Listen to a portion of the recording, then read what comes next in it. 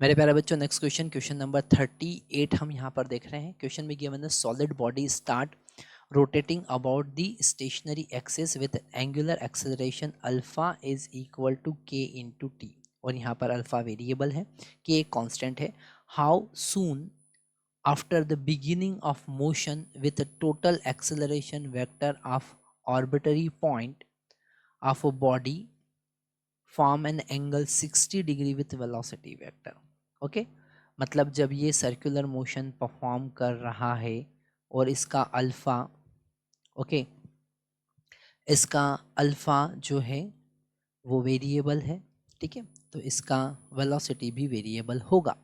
यहाँ पर हमको फाइंड करना है बिगिनिंग से t इक्वल टू 0 से टोटल एक्सेलरेशन वेक्टर, है ना। यहाँ पर दो एक्सेलरेशन होंगे, एक होगा सेंट्रीपिटल एक्सेलरेशन AC और एक होगा टेंजेंशियल एक्सेलरेशन AT। ओके, और यहाँ पर नेट एक्सेलरेशन वेक्टर हमको A वेक्टर मिलेगा। ओके, तो उन्होंने कहा है टोटल एक्सेलरेशन वेक्टर, ओके, किसी भी पॉइंट का of a body form angle 60 degree with velocity vector.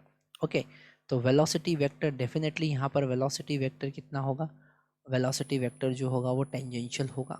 Okay, मतलब हमको AT के साथ में A कितना एंगल बना रहा है वो फाइंड करना है ना। अगर हम डायरेक्शन देखें, डायरेक्शन ऑफ वेलोसिटी वेक्टर जो कि होगा टेंजेंशियल, कैसा होगा, टेंजेंशियल होगा, ठीक है। मतलब हमको इस टेंजेंट और टोटल वेक्टर के बीच में एंगल फाइंड करना है ना। अगर हम इसे वेक्टर फॉर्म की हेल्प से रिप्रेजेंट करें, ठीक है, both are perpendicular to each other, ठीक है, तो यहाँ पर इन दोनों के बीच का एंगल 60 कब होगा वो हमें चेक करना है और वही टाइम हमें कैलकुलेट करना है। अगर हम इसे एक ट्राइंगल की हेल्प से समझें, यहाँ पर एक ट्राइंगल अगर हम प्लॉट करें, ठीक है, तो इस ट्राइंगल का एक जो साइड होगा वो होगा टेंजेंशियल एक्सेलरेशन, एक साइड जो होगा वो सेंट्रीपिटल एक्सेलरेशन, और जो इसका हाइपोटेनियस होगा वो नेट एक्सेलरेशन होगा, और हमें ये एंगल फाइंड करना है।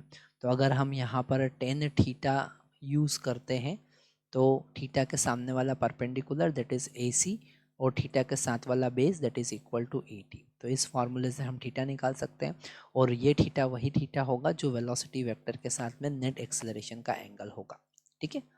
यहाँ पर ये जो नेट एक्सेलरेशन है कंटिन्यूसली चेंज होता रहेगा, इसका एंगल भी चेंज होता रहेगा क्योंकि यहाँ पर अल्फ़ा वेरिएबल है। इस अल्फ़ा की हेल्प से हम AT निकालेंगे और AT होगा अल्फ़ा इंटू R, ठीक है। इसे इंटीग्रेट करके हम ओमेगा निकालेंगे। तो अगर हम ओमेगा देखें तो it is integration alpha dt, okay, from 0 to t। Okay, initial यहाँ पर एक्चुअल में यहाँ पर एक्सेलरेशन को हम डिफ्रेंशिएट करते हैं, इंटीग्रेट करते हैं, तो टोटल चेंज इन वेलोसिटी मिलता है, पर यहाँ पर फाइनल वेलोसिटी ही हमें फाइंड करना है t टाइम पर। यहाँ पर इनिशियल वेलोसिटी 0 गिवन है क्योंकि यहाँ पर कहा है बिगिनिंग, तो ये हो जाएगा कि T square divided by 2 integration के बाद, तो ओमेगा का वैल्यू हमको मिलेगा के टी स्क्वायर डिवाइडेड बाई 2।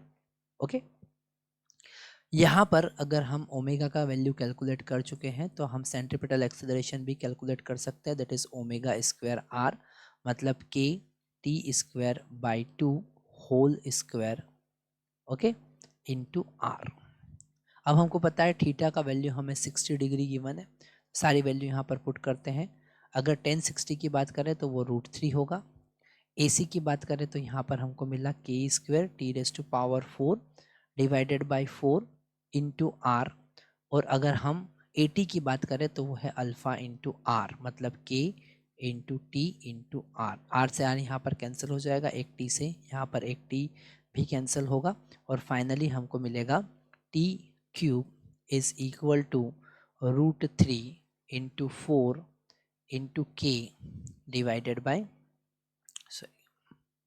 के डिवाइड होगा यहाँ पर, तो 4√3 डिवाइडेड बाई के, तो हमको टाइम यहाँ पर पता चल जाएगा 4√3 डिवाइडेड बाई के रेस्ट टू पावर 1/3। ओके,